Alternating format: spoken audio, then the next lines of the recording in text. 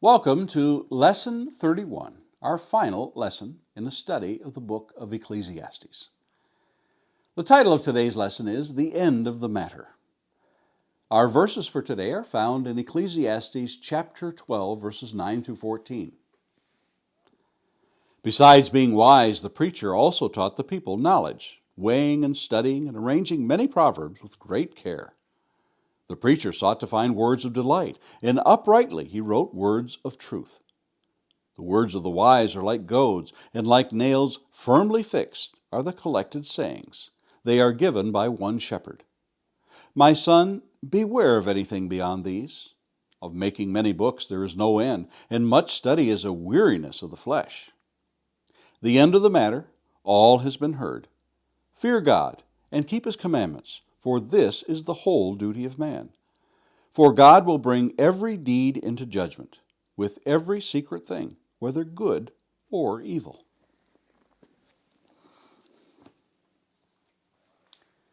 I had a pat solution for almost every problem, every question, test, quiz, or any other kind of dilemma that arose in my education experience growing up. Just give me the answer and I'll figure out if I'm right or wrong. I still use that faulty formula today. I see these mathematical equations posted quite frequently to trick people. For example, 6 divided by 2 times, in parentheses, 1 plus 2 equals, and I always want to give the answer of 9, but it's actually 1. And in keeping with my maxim of just the answer, please, I'm not going to explain how you get the answer other than the acronym PEMDAS. It stands for, never mind. My daughter has a saying that she will use with almost all my conversations. Land the plane, Dad. I'll be rambling on about some story that she apparently finds rather tedious, and her desire is for me to simply get to the end of my tale. And she will interrupt me in the middle by saying, Land the plane, Dad. I'm somewhat baffled as to why she doesn't want to hear the riveting story of why I collect thimbles and the tales of how I came to be in possession of each and every one. The reality is, I'm quite sure that many a parishioner sitting in the pews on Sundays wishes the preacher would land the plane a little quicker than he does. After all, why take 35 minutes to explain the advantages of telling the truth when you can simply tell them in one brief moment? Don't lie! I think people will grasp that. Or how about kids? Do what your parents tell you when they tell you to do it. They don't need a 45-minute lecture on the merits of obedience and the copious examples and anecdotes. Even better, perhaps just jot it down on a postcard and mail it to them. Do you think that's oversimplifying things a bit too much? There are 5,579 words, give or take, 222 verses, and 12 chapters that comprise the book of Ecclesiastes. It takes Solomon 5,530 words, give or take, 220 verses, 11 and 3/4 chapters to give us the answer to life. The answer is found in verse 13. The end of the matter, all has been heard. Fear God and keep his commandments, for this is the whole duty of man. Two things. Fear God, keep his commandments. But here's the thing. Would it mean as much without the narrative of Solomon's life, his observations and perspective? For the person who says, just give me the answer, well, perhaps that's all that's needed. However, consider Solomon's book of Proverbs. Without the first 9 chapters, will the last 22 chapters mean as much? Again, if you just want the answers or to simply land the plane, then you are left with more questions. Questions like, well, what if I choose not to do this? Or what if I just do it my way? Now we have a reason.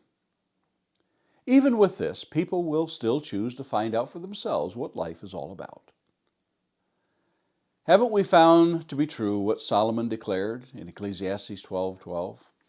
My son, beware of anything beyond these. Of making many books there is no end, and much study is a weariness to the flesh. We have spent 31 sessions in daily devotionals and read every word in this book of Solomon's. Surely you have came to the same conclusion that I have. We've barely scratched the surface. Yet we have examined in many ways the life of Solomon and have tried to see through the eyes of he who declared was the wisest man to ever have lived. He allowed us to see his imperfect life, his careless living and vain choices. We discovered that what he has said was of a truth when he declared in verses 9 through 11. Besides being wise, the preacher also taught the people knowledge, weighing and studying and arranging many proverbs with great care. The preacher sought to find words of delight, and uprightly he wrote words of truth. The words of the wise are like goads, and like nails firmly fixed are the collected sayings. They are given by one shepherd. With him, as with us, sometimes these words are like the goad that keep the stubborn beast of burden in line. But they are also like that nail firmly fixed. They hold together with certainty all that is built with them. We may chide and criticize Solomon for poor choices along the way. Yet he learned in the end that all his Creator says and commands are for our good, and with obedience will come blessings. We can do no better than to follow all that God has given for us to do. Did Solomon answer those first two questions posed in chapter 1? What does man gain by all the toil at which he toils under the sun? And the second, is there a thing of which it is said, see, this is new. It has already been in ages before us. In the first and second question, we find the answer wrapped up in his grand finale.